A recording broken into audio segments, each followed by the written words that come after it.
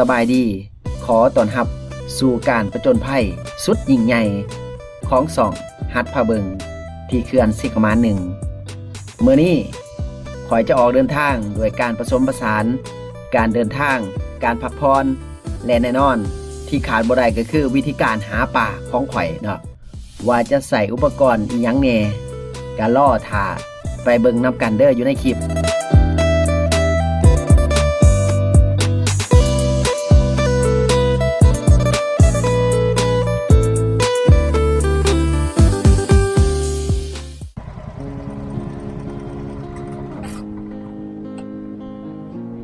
เด้อเพราะได้จะคุ้มอยู่หัวเรือ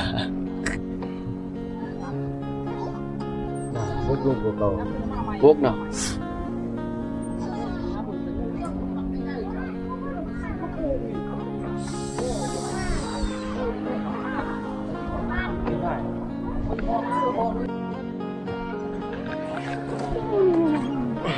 ลงนาทีได้เลยโอ้ยพอดีแล้วมาได้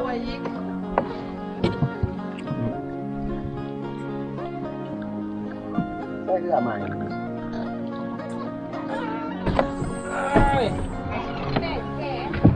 โอ้ส่งนางนำนึกมาขับกันเลยส่งให้ยอดส่งให้ยอดเอามาก่อนหอดแล้วมันมีแนวหับอีกเนี่ยว่าแต่หอดว่าแต่หอดไปนั่งเรื่องเขาจะบอก ไม่ยังอันนี้น้องดีกันน้องดีนี่ โอ้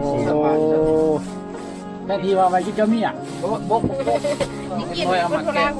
มากินกินออกมาหรือว่ามาแม่นบ่ที่มันกินมากบดหูก็ได้มาปั๊บเพิ่นก็ตอนโดดนี่มันว่ามีแนวตอนจักหน้าไปสั่งดอกคือว่าคือเรื่องใส่บา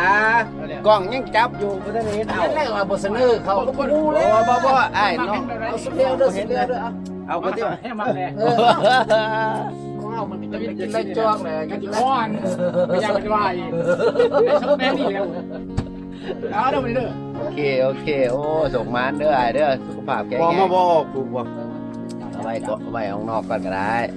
ใส่ลงมาโอ้มันนายแล้ว ล็อกมามันจะได้ลูกซ่องเด้อนั่นใหญ่จังหน่อยนึงว่ะเด้อพี่น้องเด้อธรรมดาเอาเขาเรื่องบ่ได้ผู้เดียวผู้ที่คนตกเรือครับเนี่ยจับเข้ามาเลยไปส่งมันลำด้วยห้ามกินมันเลย6-7จับหรือมือยังหา10 ป้าย 60สิ่งทำอิฐ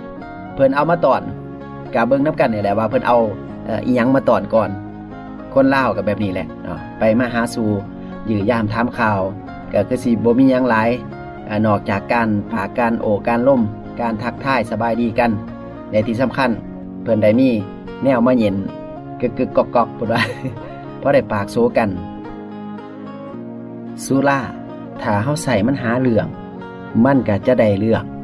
ถ้าเฮาใส่มันหามิตรภาพเฮาก็จะได้มิตรภาพแบบบ่ได้ลงทุนอีหยังหลาย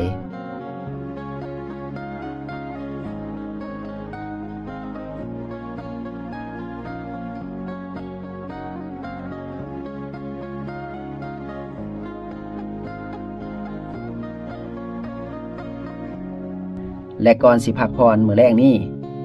บอกเลยว่าบ่มีหยังดีไปกว่านี้ในการกินอาหารแบบบ้านๆเนาะที่ว่าอบอุ่นเป็นอาหารที่รู้สึกประทับใจและก็ได้หมู่คู่ได้อ้ายน้องๆที่ดีหลังจากที่เดินทางมาแบบเมื่อยๆรู้สึกว่าเศร้าเมื่อยพุ่นแหละข่อยก็สิถ่ายภาพบรรยากาศแบบเป็นกันเองอยู่เพื่อแพร่ให้พี่น้องได้เบิ่งนำกันฉะนั้นมื้อนี้ก็ขอจากลาพี่น้องไปก่อนสำหรับคลิปนี้ก็สิทีมถ่ายกันซ้ำนี้แหละเอาไว้พอกันมื้ออื่นเป็น EP ต่อไปสิพาพี่น้องไปเบิ่งผลงานว่ามื้ออื่นอุปกรณ์ที่ข่อยใส่หาปลาอันทับอิฐน่ะก็คือมองมันสิได้ปลาบ่รอถาเบิ่งอยู่ใน EP ต่อไปเด้อ